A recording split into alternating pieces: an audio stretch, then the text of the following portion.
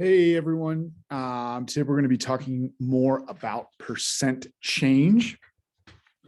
So far, what we've covered is part, whole, percent, right? If I have a whole pie that's worth 150, what is 25% of that? Part and whole, coming up with a percent. We started there.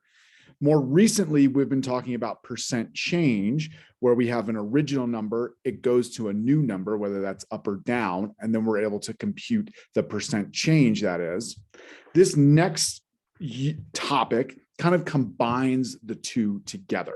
So our first example problem is 25 is increased by 20%. What's going to be our new number if 25 gets increased by 20%? So what we're going to do is we're going to go back to our part, whole, percent, and we're actually going to figure out what is 20% of 25. So we're going to write out our part, whole, and percent. We're going to try to figure out the part. So that's going to be my X. My whole is going to be my original number, 25. And my percent is 20%. So again, we're trying to figure out what is 20% of 25. This is going to be our first step here. And we'll talk about what's going to come after this. Well, since we're trying to solve for part, I like to use the equation method, which is part times whole, part equals whole times percent as a decimal. So let's plug in what we know. We're trying to figure out what the part is. Our whole is 25%, our original number. And our percent as a decimal, well, I have 20%, but I need to convert that into a decimal by moving the decimal place over 2 times. So it's 0.2 or 0.20, however you'd like to do it.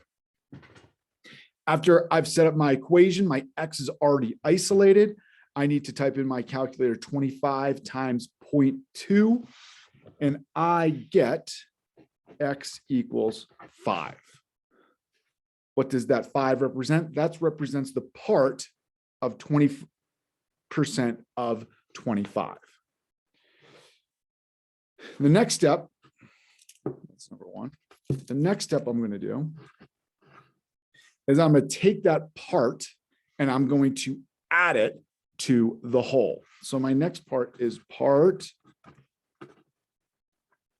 whole, and I'm either going to add or subtract based off of what the problem calls for.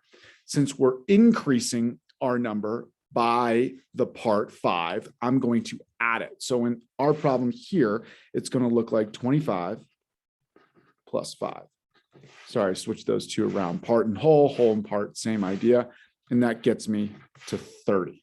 And that is my answer. If I take 25 and I increase it by 20%, I end up with 30. And that's my answer. Now let's confirm it using our percent change formula that we started talking about last week. Remember, percent change equals change over original. We figured out our change was 5. That's how much it's jumping, because it went from 25 to 30. So that's 5. So the change is going to be 5. The original is 25. And if I do that division, I end up with 0.2 or 20%, which is exactly what we started with. So this is what I wanted to show, all this coming full circle, that we're dealing with the 2 topics that we've already talked about in this next topic here. Let's do one more. 240 decreased by 35%.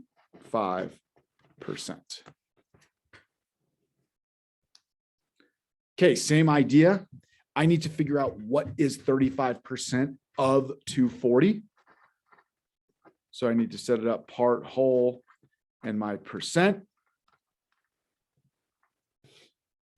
My whole is always, in this case, is going to be my original number of 240. My percent is 35%, and I'm trying to figure out my part. I'm going to use my equation method.